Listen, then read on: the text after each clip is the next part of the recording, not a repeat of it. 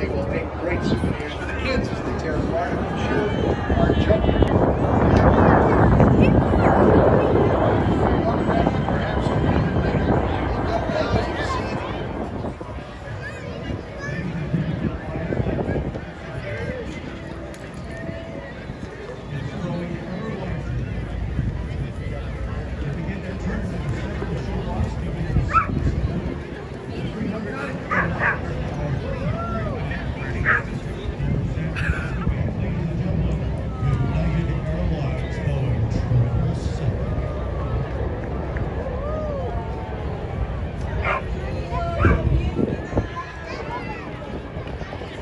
Go team go.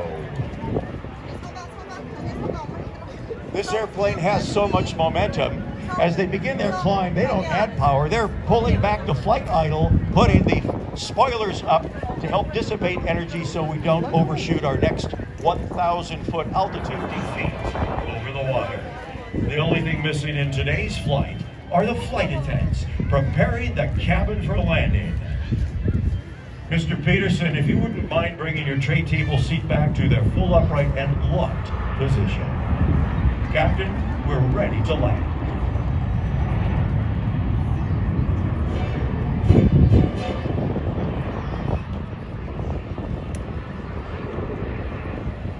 Impressive. As we like to say, it's Goosebump City. Pitch up, power up, gear up, and flaps up. As we begin our left turn to 30-degree bank for our third pass, a maximum rate climb, 25 degrees, nose up, maximum performance over your head. Ladies and gentlemen, the Boeing 777 United Airlines.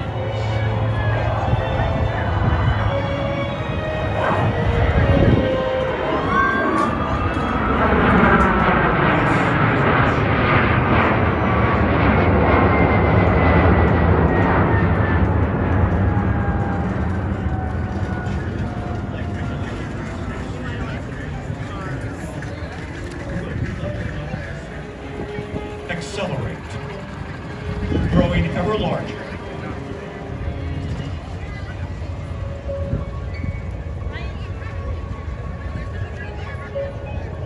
It's not easy to maneuver an aircraft this size in this 12,000-foot long, 3,000-foot wide show lines. But there it is, United Boeing 777.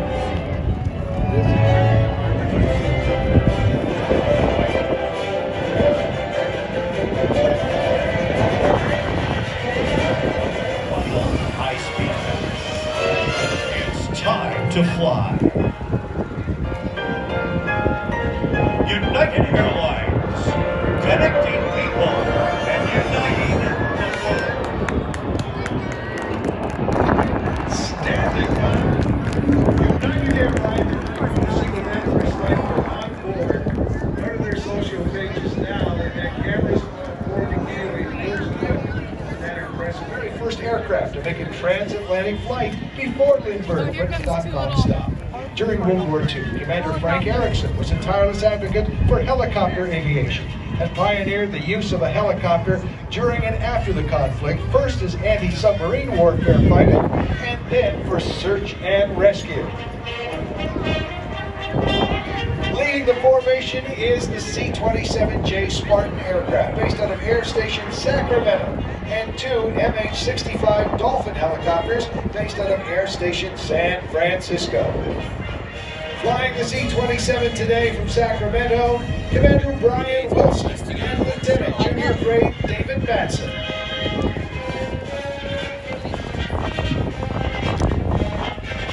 And off to the left in Marina Green, search and rescue demonstration is about to begin.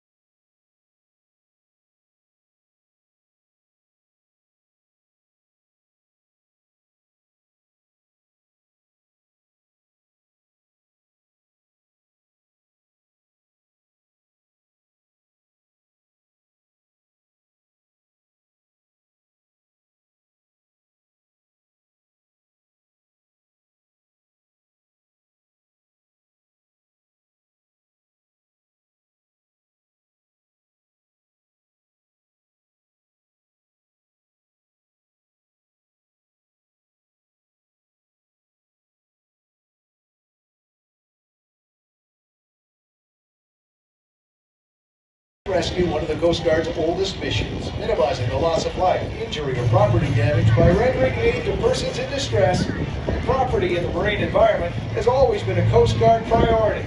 As a result, the Coast Guard's search and rescue efforts in the last 10 years have saved 78,000 lives. That averages out to a life saved every 65 minutes. In that same time, over 1 million persons were assisted, meaning nearly every 5 minutes a person in distress has been aided.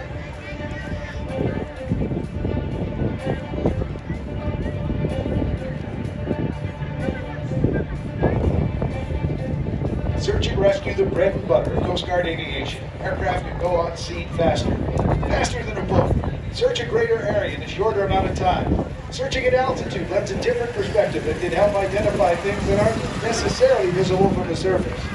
Using the MH-65D Dolphin you see now, originally manufactured by Aerospatiale in France in the late 1970s, the Coast Guard procured it in '84 and converted it into a highly capable, short-range recovery asset.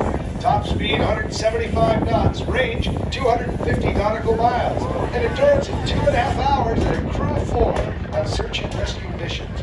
Makes it a perfect platform for search and rescue.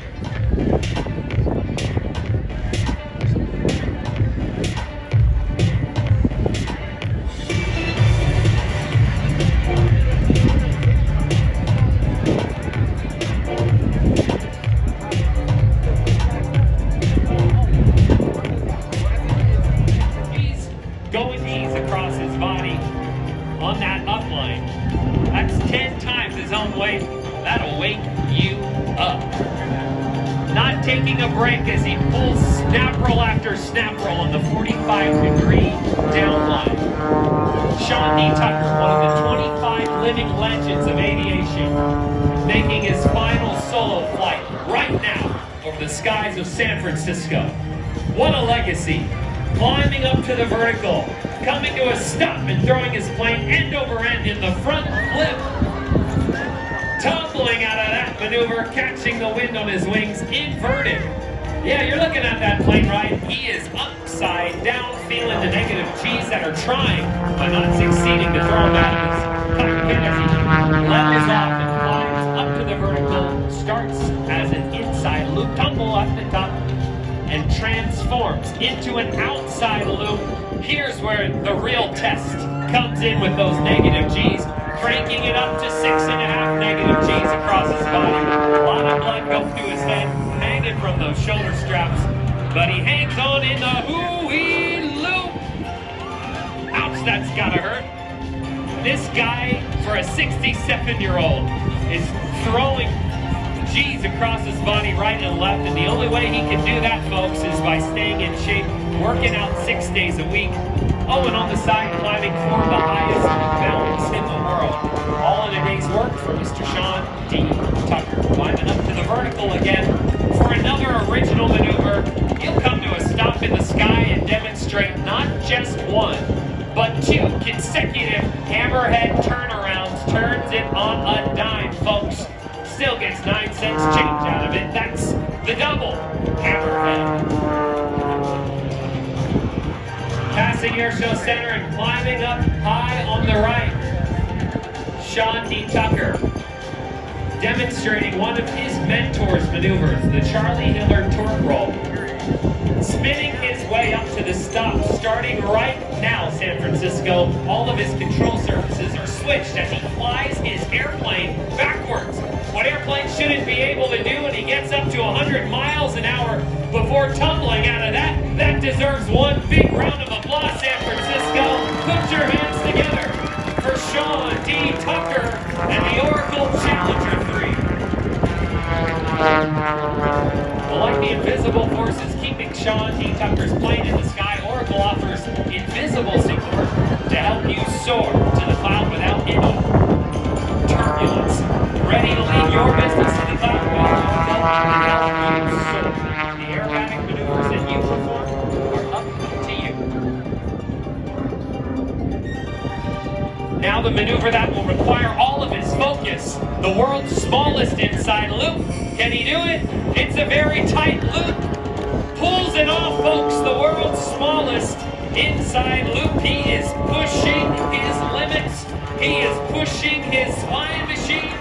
He is living with passion. San Francisco, put your hands together for the one and only Sean D. Tucker.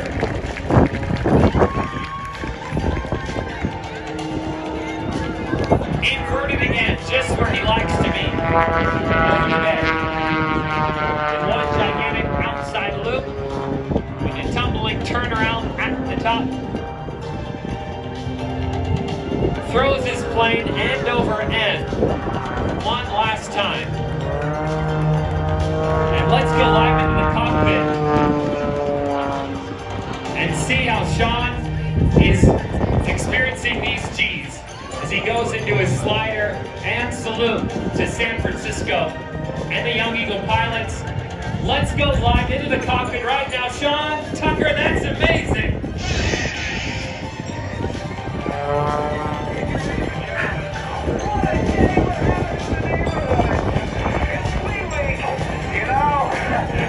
Special about this celebration, all our men and women in uniform.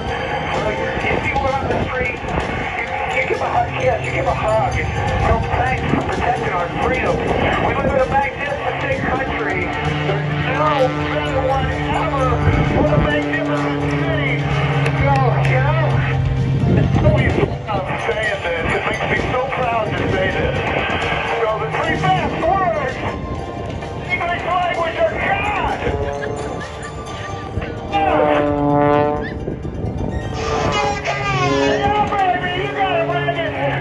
Well, Sean D. Tucker is the former winner of the U.S. National Advanced Aerobatic Championship. In addition, Sean's the first to win both the Bill Barber Award for Air Showmanship and the Art Show Memorial Showmanship Award in the very same year. And in 2005, he was named one of the 25 Living Legends of Aviation. 2008, inducted into the National Aviation Hall of Fame. One final maneuver for you, San Francisco, the Harrier Pass, bringing his iconic plane to a hover over the skies of San Francisco, using 70% of his horsepower to do so, demonstrating for you why he is considered to be the best of all time. San Francisco, put your hands together one final time for Sean D. Tucker. The next time you'll see that plane suspended in the same place will be hung in the National Air and Space Smithsonian. Again, scheduled to open in the Wheeler Line Gallery in 2021. Later this afternoon, you'll be back with Jesse.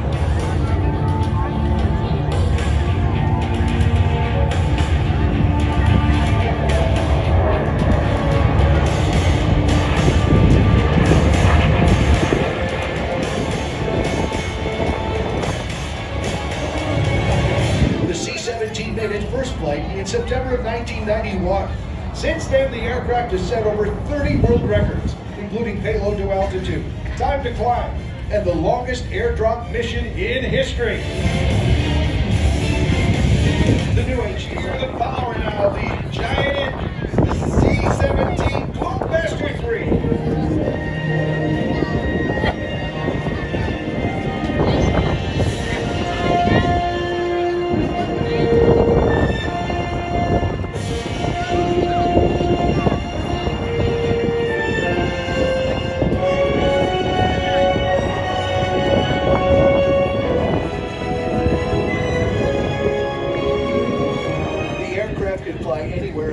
Non-stop, using its air-to-air refueling capability. Air Force personnel routinely fly 24-hour missions with a single crew. The most basic crew complement required, though operated C-17, is merely 2 pilots and 1 loadmaster. The heavy-duty landing gear allows it to land on surfaces like cement, sand, dirt, and even ice. As a result of this, C-17s have been in over 180 countries and literally every continent in the world since production began.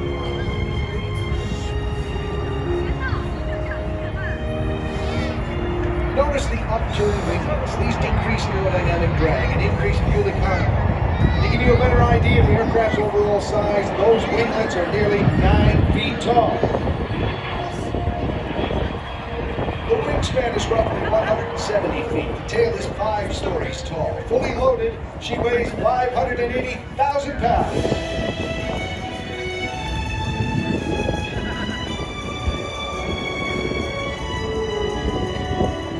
As you can see, the C-17 is extremely maneuverable in both high and low speeds, making it easy to operate in any tactical situation.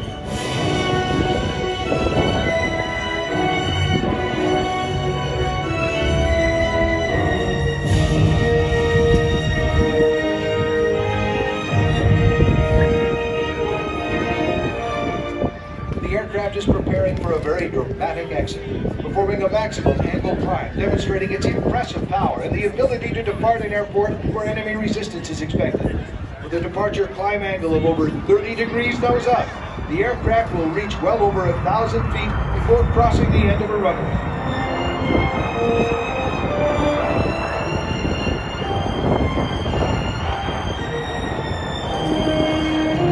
Power up, nose up, and the full power exit.